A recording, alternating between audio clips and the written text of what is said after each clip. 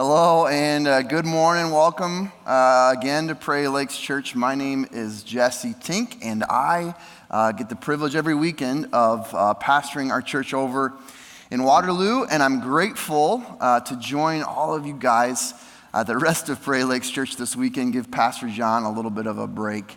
So like we do it every single week, and we want to start by welcoming in everybody. And when I say everybody, man, it's a long list, and it gets longer and longer and longer, which is awesome just to see what God's doing. But so welcome to you guys over in Waterloo and up in Osage and down in Grinnell and soon over in Fort Dodge. Then, of course, we got our friends in Washington and New Hampton, and not to mention literally the hundreds that watch every single weekend online. We just like to take a moment wherever you are, all of us, just welcome everybody together, okay? Hey, we are in week 2 of a series that Pastor John kicked us off last week, walking through Psalm 23. And last week we talked a little bit about God being our shepherd. Just this image of God being our shepherd, and because God's our shepherd, we don't lack anything, and we're going to kind of expand on that idea this weekend. But before we kind of get started in that, you're going to need 2 things, like you do every single weekend here at Prairie Lakes. You're going to need, first thing is a Bible, okay? So if you've brought your Bible, go ahead and grab that. I want you to open right now to Psalm 23. Just get that ready. If you didn't bring your Bible, we've got them provided in the seats or the pews or the rows or wherever you're at. Grab one of those. Your phone, your tablet works great too. At this time at all of our campuses too, ushers, why don't you guys come forward. The second thing you may need is something to write with. And so if you need something to write with, just raise your hand, okay, and the ushers will find you, all right? Hey, there is and even this morning, there's a little bit of a chill in the air, right? And there has been for the last few weeks. Of course, what that means is it's fall, and I don't know about you, but fall is it's my absolute favorite season of the 4. It is. About the only thing I don't like about fall is all of the stinking leaves that I have to rake up. And before you judge me for being lazy, which I am, but before you judge me for it, I want you to know, okay, the first year that my wife and I were in our current home, first year that we're in our current home, we literally raked up, bagged, and unloaded over 70 bags of leaves. That's just kind of where we're at, a bunch of big trees. So, but I love everything else about the fall. I do, and of course, the fall for me, cooler temperatures for me, my favorite thing about the fall is deer hunting. As long as I've been a kid in Iowa, that's what always fall meant deer hunting. Bow season, shotgun season, muzzleloader, we just do it all the way through the winter. And as a teenager, every first weekend in December, my dad and brother and I, we'd pack up our Jeep and we head up to Lansing, Iowa. Kind of the far northeastern corner of our state, right in the Mississippi. And I don't know if you've ever been up there. Maybe if you're joining us down in Grinnell or Washington, it's a little bit far of a drive for you. But for those of us here kind of in the Cedar Valley North, up in Osage, New Hampton, I'm sure, you've probably been up there. It's in the summertime. Maybe you got a cabin, you do some fishing, or you do some water skiing in the Mississippi.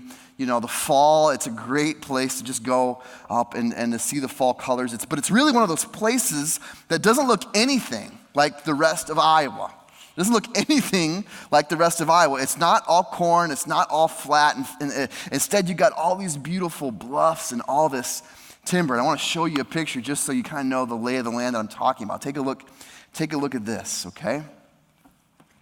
Oh, it's gorgeous, isn't it? Look at that.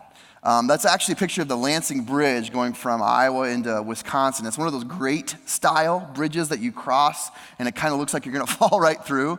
It gets super slick in the winter also. See, this is the type of terrain that we hunt in December. It was steep. It's hilly. It's rocky.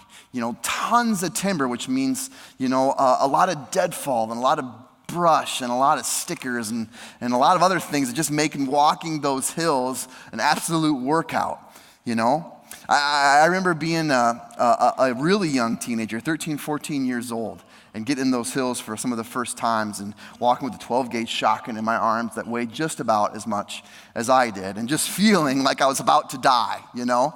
My arms would be so tired from carrying that gun. I was falling down every 20 feet or so, and the reason is because if there was snow on the ground, it would cover up these deadfalls that kind of acted like a slide, so you'd step on one of those and all of a sudden, you know, you were down on your rear end about 20, 30 feet down the side of this ravine and having to climb back up, you know. Hard work. Now, great hunting, really good hunting. In fact, the very first deer that I shot, if you're a deer hunter, this is going to mean something to you. My very first deer I shot was a 200 class, non-typical, still the top 70 ever taken, and I was 15 years old. I had no idea, you know, but it was just huge. So definitely worth the work, definitely worth the scrapes and the scratches that you get coming out of one of those runs. But there's two amazing things that happen to you while you're walking through those hour-long runs through the timber. The two best possible things you could happen to you: number one, you'd find a gaming trail, or number two, you'd find a logging road. And logging roads were the best. Logging roads were the best. So people would log that timber, and what these logging firms would do is they would cut literally into the bluff, and they'd make a road kind of flat so they could drag up the timber to the road and get it on a truck and get it out of the timber, you know. And after 30, 40 minutes of falling down, you know, having to stop and kind of clean snow out of your gun barrel all the time, you know, getting slapped in the face by these frozen branches every 10 minutes or so, coming up on an actual road where your feet kind of hit the ground like they should, it was like Christmas right there, like in the first week in December. It was amazing, you know. Now, you couldn't stay on those roads for very long because it'd take you up and out of the timber, and you had to stay in and push some of these deer, but they were heaven while they lasted. But even game trails were great. You know, you come up, you walk through the woods, all of a sudden you see this little trail or something like that, and it was where deer would make a path through the woods. You're like, oh, this is great, because for the most part, it was free of pitfalls. It was kind of an easy way through the timber, you know.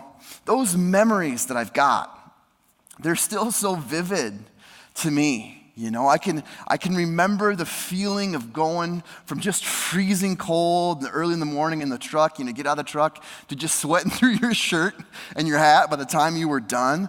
I can remember my legs getting so heavy because my boots would just be all kind of snow-packed, and it's all you could do to just lift your leg up to get over that last deadfall at the end of the run. I can remember feeling how expansive those woods were. I mean, you could look all the way down to a ravine, and then you look up at the other side, and you see this little speck of like blaze orange or someone else in your hunting party on the other side as you push through this timber. I remember hearing a slug gun go off for the very first time in this ravine.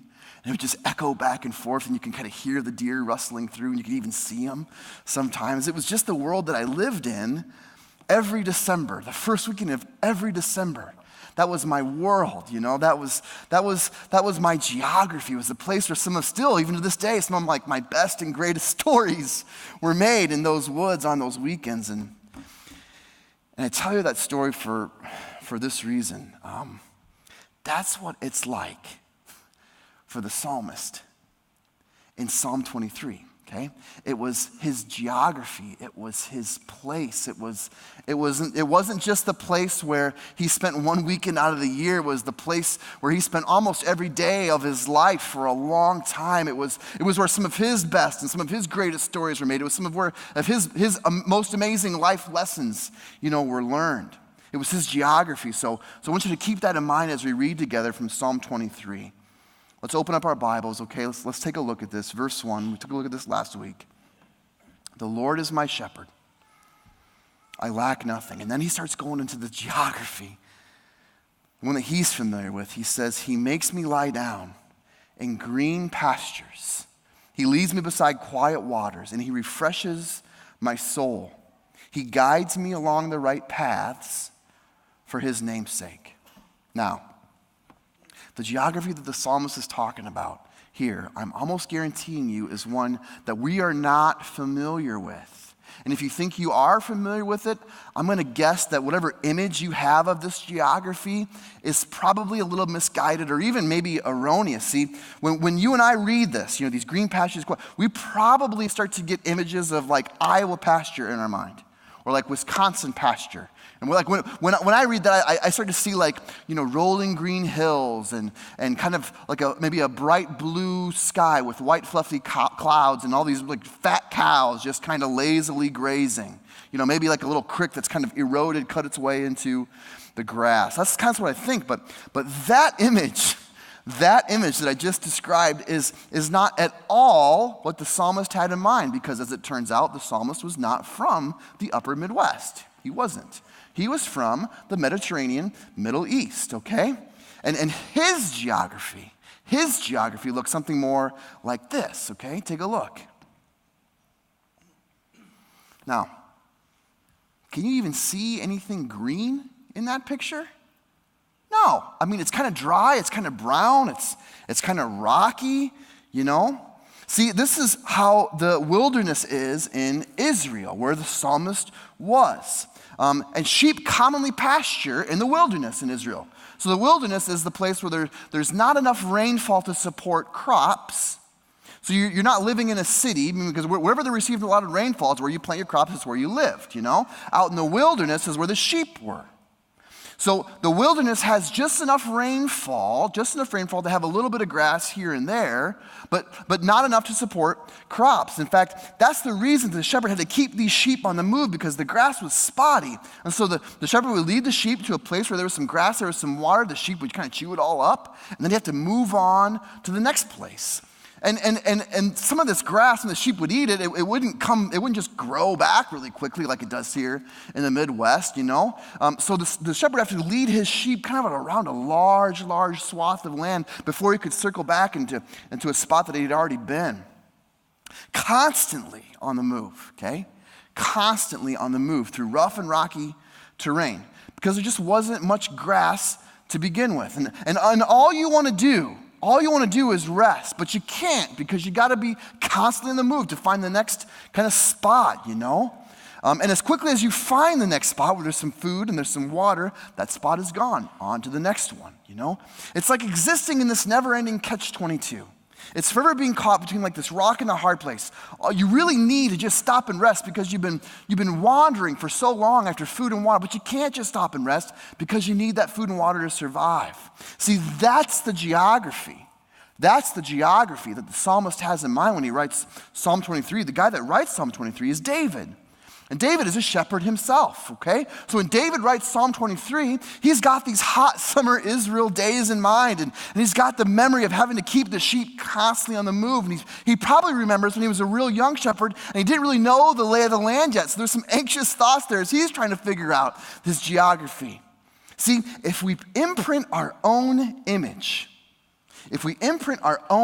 on this psalm, if we imprint our own geography, our own idea of what it's like, if we see rolling, green, lush hills and dry, hot, sparse, spotty wilderness, if you see rolling green hills and then all of these like big fat cows and all this grass that's everywhere, instead of the rough and rocky, dry, hot, sparse, spotty wilderness of Israel, if we do that, then we're really in danger of losing any sort of transformational connection with this psalm, if we've got the wrong image. Here's what I mean. When I read, the Lord is my shepherd, okay? When I read that, and then I read about these green pastures, and I read about these quiet waters, and I read about the right paths, and all this refreshment, and I start thinking like green hills and lush meadows, and this peaceful, still place that's just free from every concern and full of every comfort. When I do that, then there's this little voice in the back of my head, that starts whispering.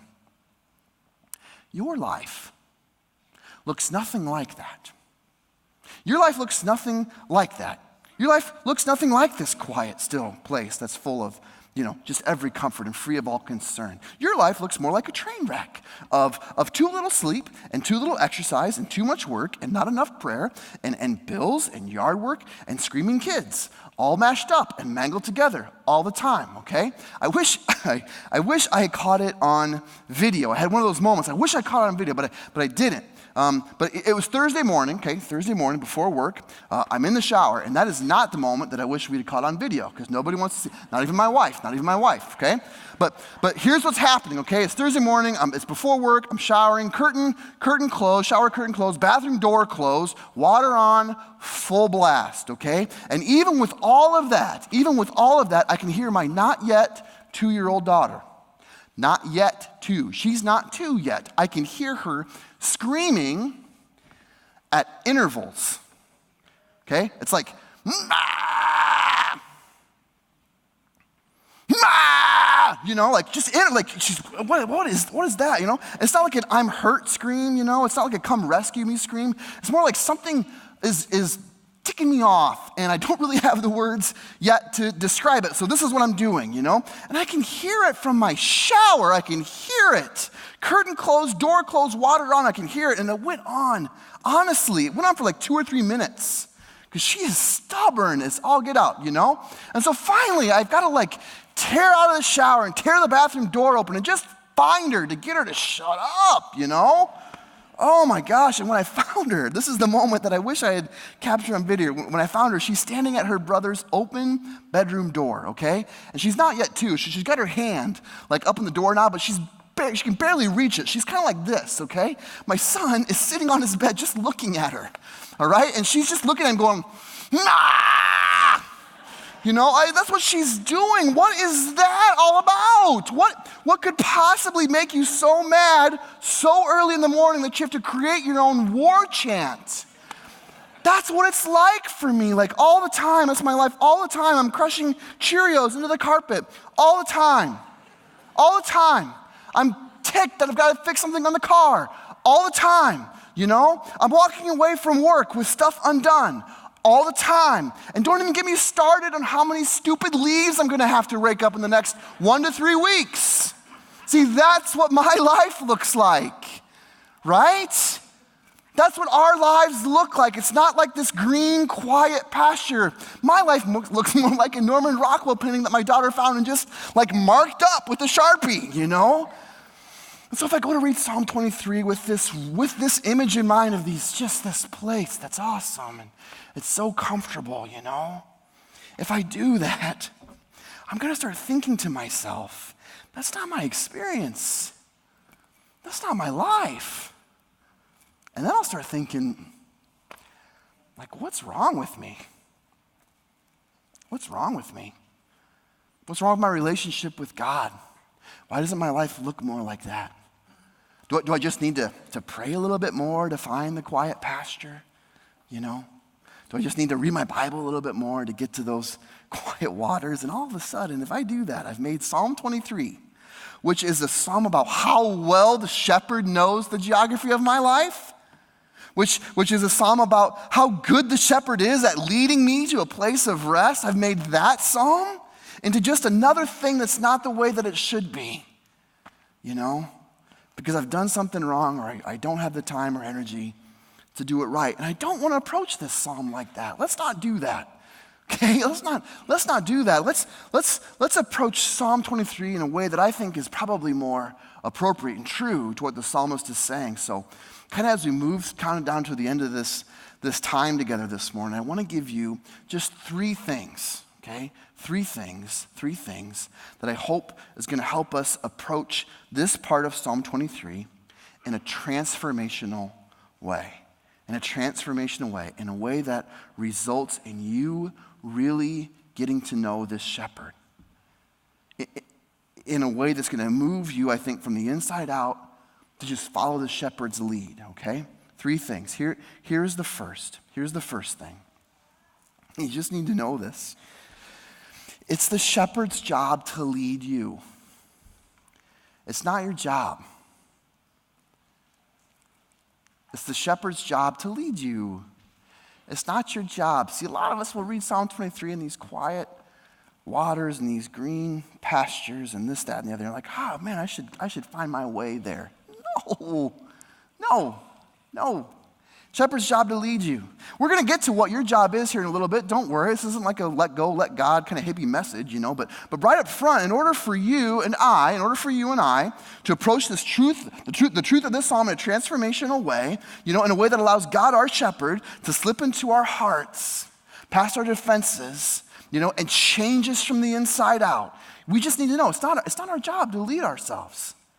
It's not our job to find the pastures and the waters. It's the shepherd's job. Listen, if we don't first trust God, our shepherd, and trust that he knows the way to these pastures, that he knows the way to the quiet waters, that he knows the way to this place of rest and satisfaction and peace.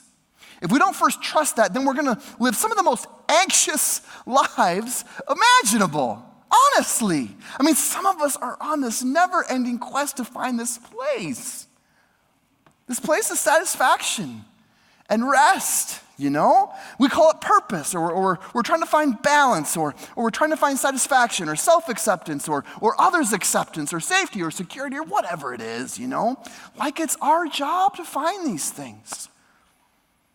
And only we can find these things for ourselves, apparently. And maybe everybody else has found these things, or if they haven't, they're a little bit closer to finding them than I am. And that is a terribly anxious thought. This thought that it's your job to find your own way, that only you can find true satisfaction for yourself, that only you can find true rest. And that terribly anxious thought drives us to do all kinds of crazy things. It drives us, some of us, to just work stupid hours. Just stupid, irresponsible amount of work every single week. It drives us. It drives us to live, some of us, just ungodly busy lives, packed full of stuff because we're on this quest. It drives us to spend all of our time and our talent and our treasure on ourselves to support our quest. For some of us, it even drives us to substances or habits to support our never-ending quest to find our own way. Listen, it's the shepherd's job. It's not yours. It's the shepherd's job to lead you to rest. It's the shepherd's job to lead you to this place where you're satisfied, where you've got enough, where you're safe, where you're okay, It's not yours. You can lay that responsibility down. You can lay it down.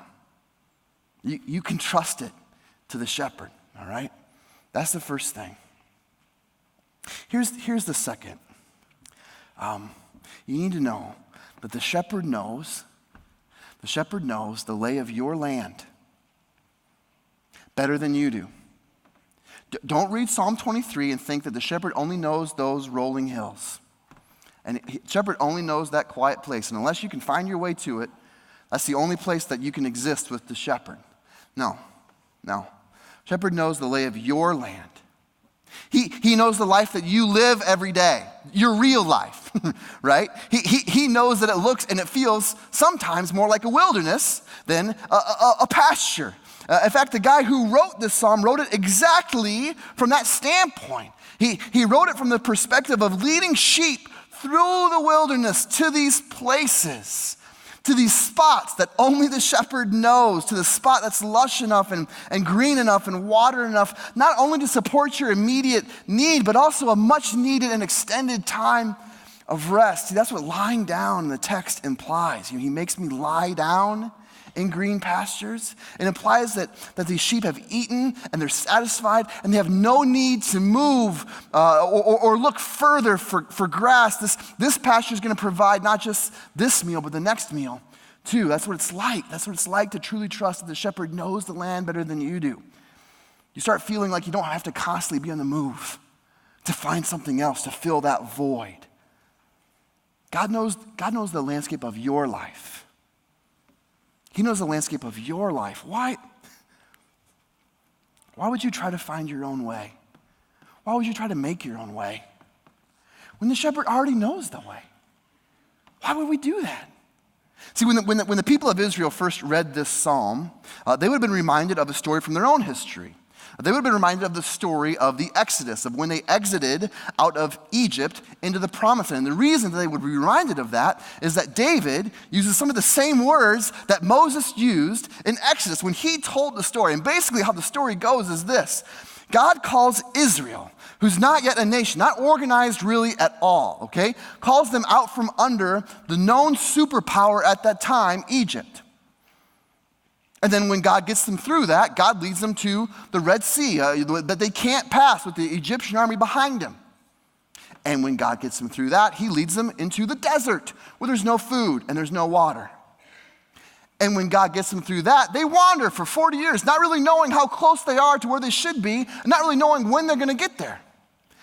And when God got them through that, see, that's what it feels like sometimes. It sometimes feels like you're wandering and you're living from crisis to crisis because you're wandering and you're living from crisis to crisis.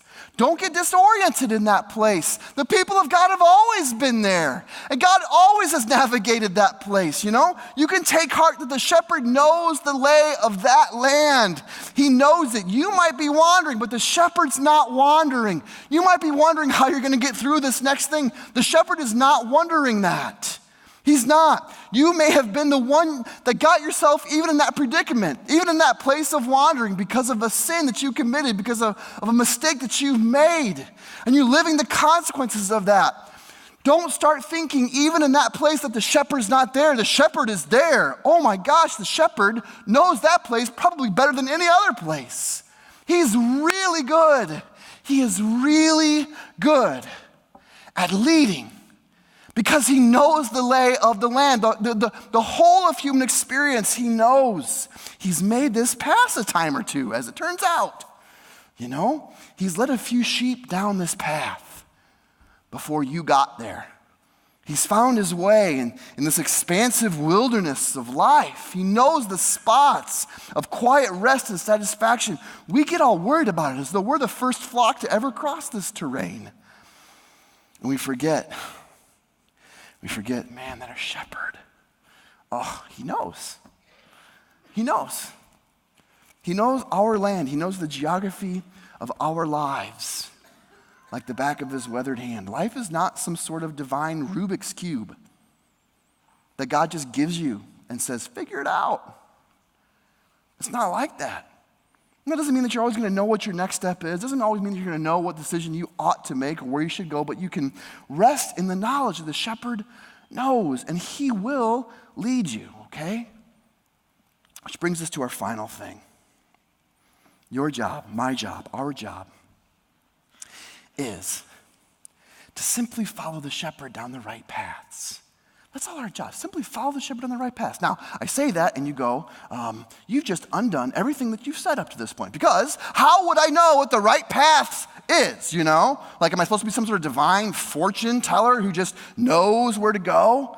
Listen, I'm not talking about that kind of path. I'm not talking about like the various options and decisions that we have to make in life. I'm not talking about which college you should choose or which job you should take or which person you should date or which person you should marry or whether you should take that job and move. I'm not talking about those kind of paths. When I say the right path, I'm using it in the way that Psalm 23 is using it. And the way Psalm 23 talks about the right paths is this. The right paths are God's ways. The right paths are God's ways. It's God's way of life. That's what the right path is in Psalm 23. He leads me down the right path. He leads me down his way of life, his standards, his values. It's making the godly decision at work, even though the decision is kind of risky professionally. Maybe not even risky, costly, right? It's making a godly decision when it comes to how you spend your time, regardless of the fact that everybody wants the lion's share of it. It's making a godly decision when it comes to how you spend your money, even when yourself wants yourself to spend all of it on yourself, you know? Following the shepherd on the right path is doing the right thing, even though you may not know where it will lead you.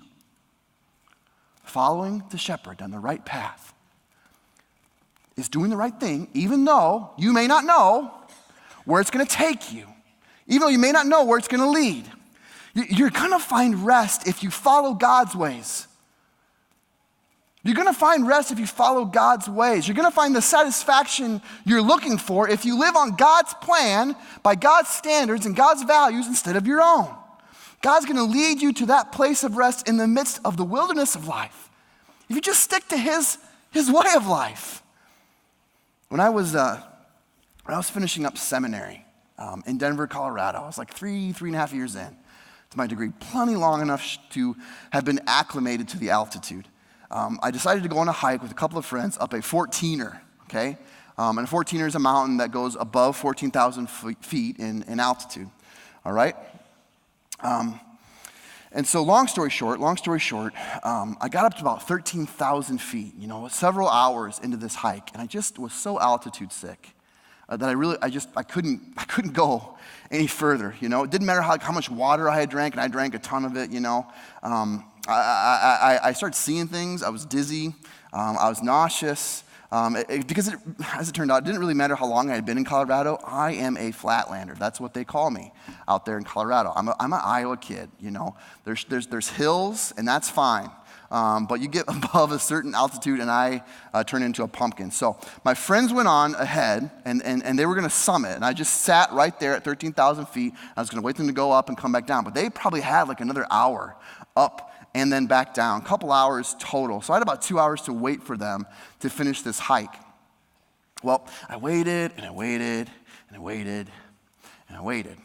And I concluded that maybe they went down another way, but it didn't really matter because I started to feel like if I didn't get back down, I was going to be in trouble. I was out of water. Things were not, they just didn't feel good for me. So, and I should mention this, we were way past the point of a path. Once we got out to the timber at about 11,000 feet, that's where the path ended. So we were like crossing boulder fields and we were crossing snow fields, kind of a choose your own adventure thing to the top. So we've just been climbing. So I started to make my way back down. And my thought was I'll just retrace my steps, right?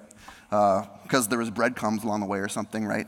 I'll just retrace my steps back down and find the path, and I'll get back down to the car, and I'll see him back down there, right? So I started my way back down, and I got to the boulder field that we had just crossed. I started kind of navigating my way across that. And then I got to like another boulder field, and I didn't remember that one. And I thought, oh no, that's not good.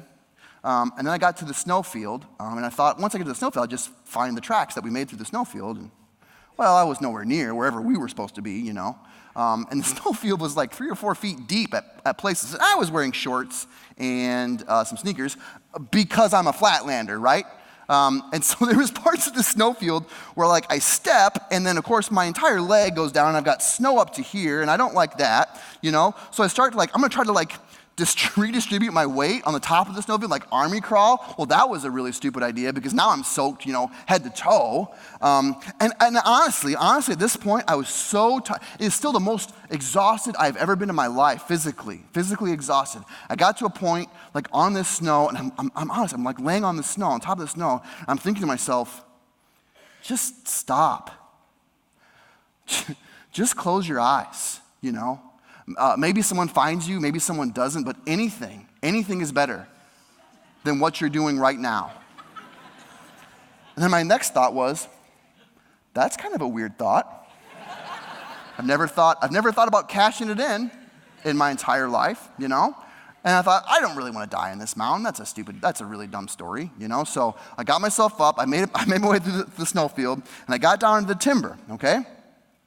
Now, I was nowhere near this path. I walked kind of the edge of the timber trying to find like a path that came out, and I couldn't find one, And even if I did find this path, I probably had like a couple of hours still to get back down to the car. So I started into the timber, and I started thinking, how am I going to find this path, And so I started thinking, maybe I'll just walk in a straight line. Probably better to walk in a straight line than just kind of like meander around and get disoriented and get lost. See, the further down I got, the clearer my mind got. So I started in this straight line, and I started walking just go down. Down is the way that you want to go. And I start going, and I start hearing like some water, like a stream or something. And I follow my way to that stream, and I find the stream, and I start thinking, you know what? On the way up, the path crossed a stream a couple of times. Maybe if I follow the stream wherever it goes, I'm going to find the path then find the car and be okay. But even if I don't find the path, maybe this is a different stream than the one that but even if it is, I start thinking, you know what, it's got to go down to it's got to feed into like a river or something. And we've followed a river along the highway the last couple of miles, so even if I don't find the path, I take the stream to the river, and I find the road, and I find the car. Or someone that's going to take pity on a flatlander, you know? So I did that, and again, long story short, I take the stream and I find the path. And I take the path back down to the car, and then I found a nap, the best nap in my entire life. Hey, that's what these right paths are like, okay? In Psalm 23. You may not know the exact way back or the exact way through. You may not have a map in front of you that tells you, do this to get back to where you want to go. But if you stay on some of these right paths in Psalm 23, if you just walk these straight lines, if you stick according to the way that God wants you to live, even though you may not know how it's all going to work out, I promise you, God will reward that and lead you to the place that you ought to be. He will. If you stick close to that stream, if you stay close to God, even as you're wandering through life, God will lead you to these places of rest, to these places of satisfaction, even in the midst of the wilderness of life. He's done it for so long with so many people. He's really good at it. He's really good at it. It's his job. It's his job to do it. He knows the lay of the land. Okay? Just stick to these right paths. And God will lead you to this place of satisfaction and rest. Hey, kind of as we close down, the next thing that we're going to experience at all of our campuses is communion. Okay? And so before we do that, ushers, why don't you guys get ready to serve us? Would you join me in a word of prayer? All right?